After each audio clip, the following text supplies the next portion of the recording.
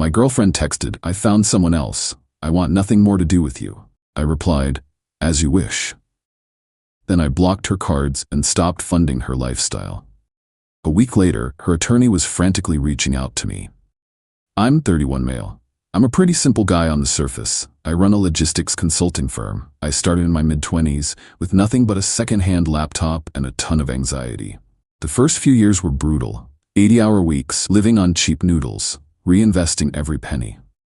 But about 2 years ago, I landed a major contract and then another. My niche business, after years of grinding, finally became very profitable.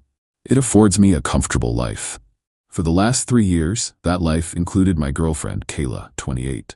When I met her, she was working as a receptionist, dreaming of being a fine arts curator. She had the passion, but not the connections or the financial freedom. I was smitten. My life had been all work, and she was this vibrant splash of color. I believed in her dream, and now, for the first time, I had the resources to help. I made her an offer. Quit the job you hate. Focus on your art history studies. Take the unpaid internships. Network. I'll cover everything. I thought we were a team, investing in our future. And I did. Her rent for a chic, art-inspired apartment downtown, $3,500 a month. The lease on her Audi A5, $800 a month, which I co-signed. Her wardrobe, her organic groceries, her art supplies. I gave her 2 credit cards as an authorized user. I never checked the statements. I'm a consultant. My life is about managing details for others. In my own life, I just wanted to trust.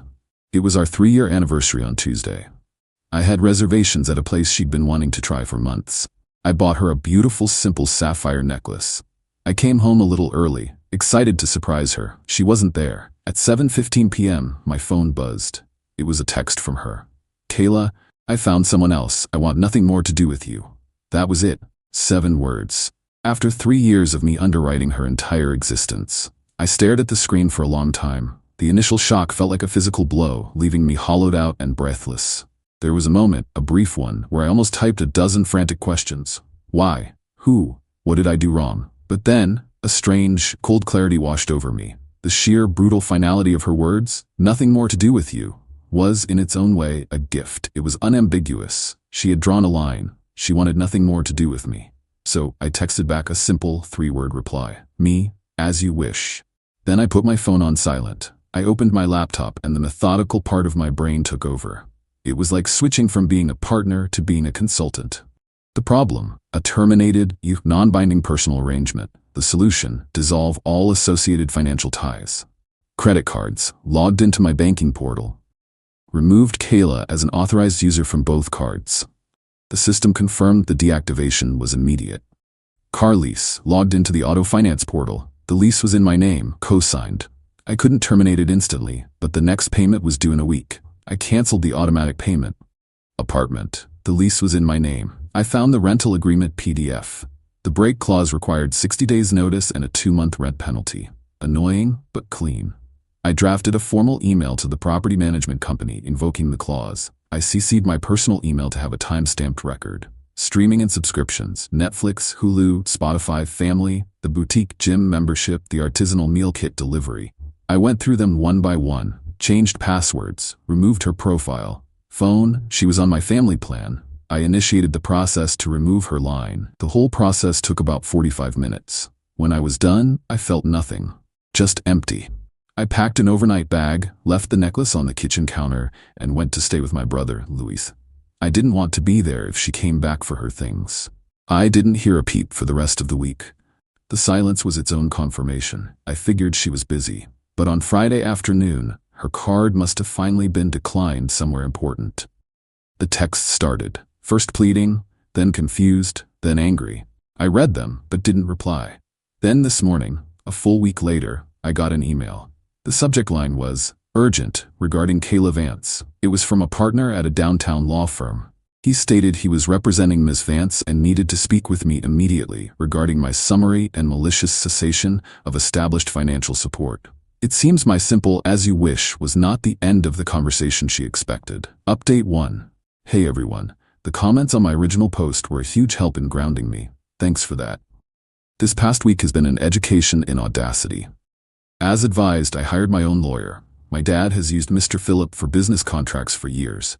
He's sharp, No nonsense, and after I explained the situation, he looked at me over his glasses and said, "Well, son, it appears you've encountered a new species of predator." Mr. Phillip reviewed the email from Kayla's attorney, a guy named Mr. Bobby. He chuckled at the phrase malicious cessation, calling it the legal equivalent of an angry toddler throwing his toys. It's meant to sound scary, but it has no legal teeth. Mr. Phillip sent a crisp reply to Mr. Bobby. It stated that our clients were never married, had no joint assets, and that the relationship, and therefore the series of voluntary gifts associated with it, was terminated by Ms. Vance herself. He ended by stating that any further communication should be directed through him. This didn't lead to a demand for $75,000. It led to something more insidious. Mr. Bobby sent back a formal letter proposing a confidential transitional support settlement. It was full of nonsense about Kayla's significant career and emotional investment in the relationship, and how my abrupt withdrawal of support had caused her professional setbacks and severe emotional distress. They were proposing I continue to pay her rent and car payment for 6 months, and give her a parting sum of $20,000 to avoid lengthy and public litigation. It was a shakedown, pure and simple. Mr. Phillip advised we ignore it completely. "Let them spend their money," he said. "Filing a lawsuit on this is filing for malpractice." The real fun started when the consequences began to bite. On Saturday, I got a frantic call from the property manager of her old apartment, Judith. Kayla had shown up with her new boyfriend, Russell. They demanded a key, which Judith refused since Kayla wasn't on the lease. Kayla apparently caused a scene, yelling about her life's work being trapped inside.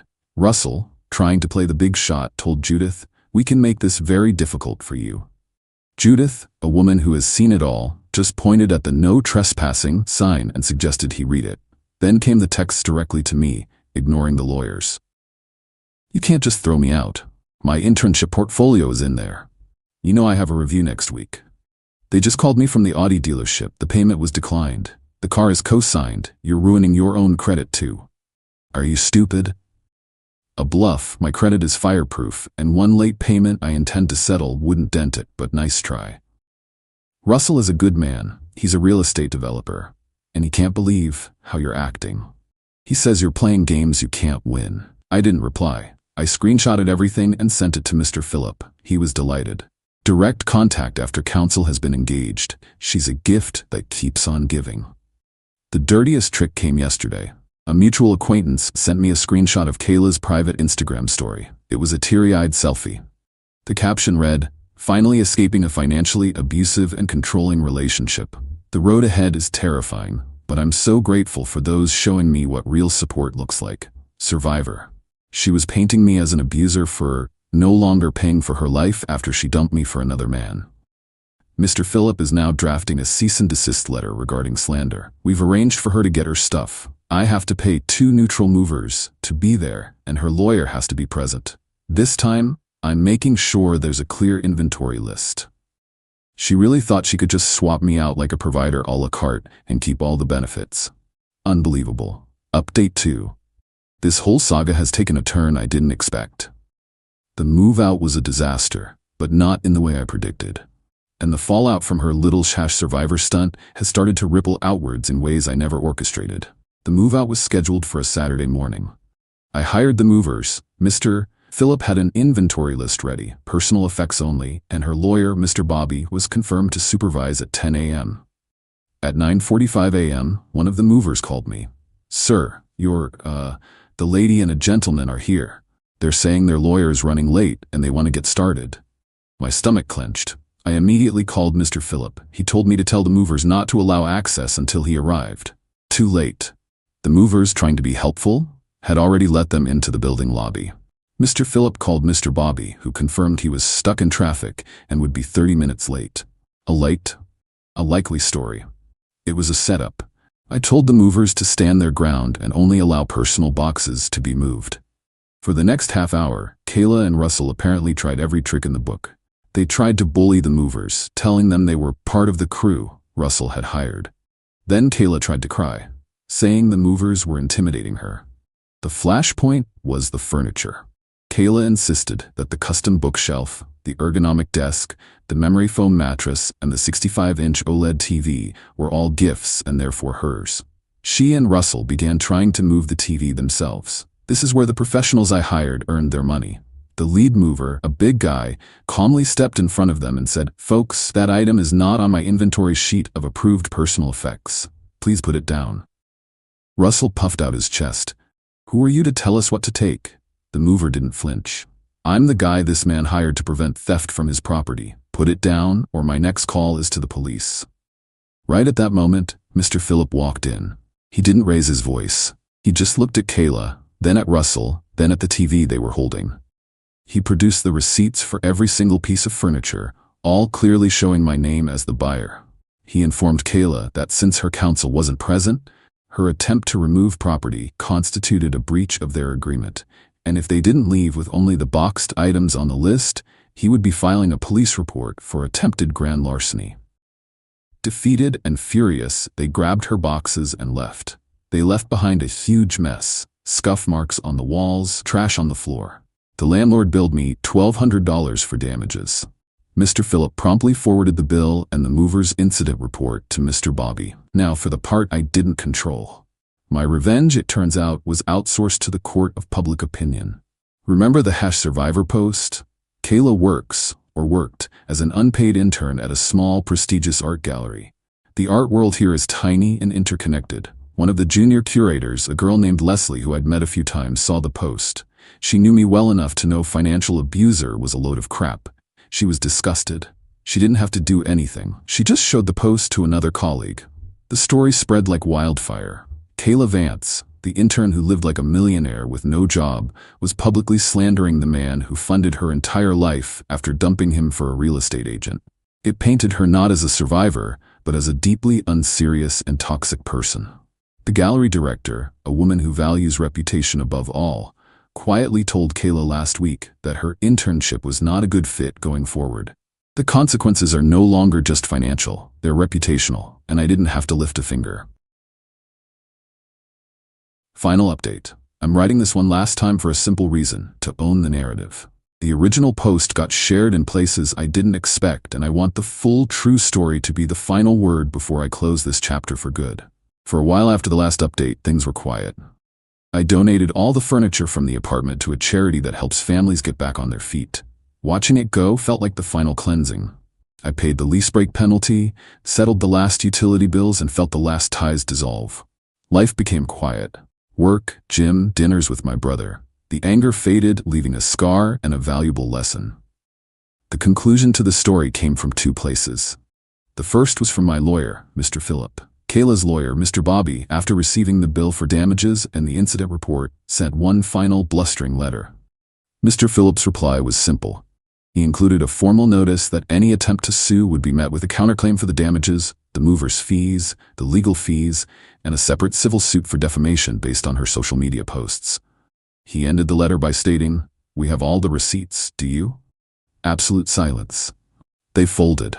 It was over. The second part of the conclusion came from Leslie, the girl from the gallery. She emailed me about 2 weeks ago. It was a simple, kind message. "Hey, I hope you're doing okay. Things got pretty messy here after Kayla left. Thought you might want to see this. Seems like her dad is setting the record straight." Attached was a link to a public Facebook post by Kayla's father. My heart sank, worried something awful had happened. But it was something else entirely. It was a long, rambling, heartbroken post. He didn't name me, but he talked about his daughter leaving a good, stable man who supported her dreams for a flashy fraud with a leased lifestyle. He wrote that the pressure of supporting Kayla's expectations without my resources had crushed the new relationship. Russell wasn't a developer. He was a commission-based agent whose flashy life was built on debt. His income was volatile. The drama Kayla brought with her, including the story of being let go from her internship for unprofessional conduct, had apparently reached his work colleagues. In a business built on reputation, being known as the guy tied up in a messy, potentially litigious drama was poison. His sales slumped. The financial strain was too much. He and Kayla had a massive, explosive breakup. According to her dad's post, Kayla had to move back home. She had no money, no internship, no car, it was repossessed, and had alienated most of her genuine friends. The fine arts curator dream was dead, replaced by the reality of living in her childhood bedroom, deep in debt. He ended by writing, She had a ladder to her dreams and chose to jump off it for a snake. The consequences were complete. They were all natural. Her slander and entitled behavior destroyed her professional reputation. Result, her internship and future prospects in the local art scene vanished. Her new boyfriend, who was all style and no substance, couldn't afford her. Result, their relationship imploded under financial and reputational pressure. Her attempt to bully movers and sue me for made-up promises blew up in her face. Result, she got nothing but a bill and a threat of a countersuit. Do I feel good? No. There's no joy in it. There's just a quiet, somber sense of order being restored. Justice isn't a lightning bolt, it's just gravity. I replied to Leslie and thanked her for reaching out. We had a brief, friendly exchange. It felt nice to have a normal conversation with someone connected to that part of my life. It was a reminder that not everyone is a predator. My life is my own again.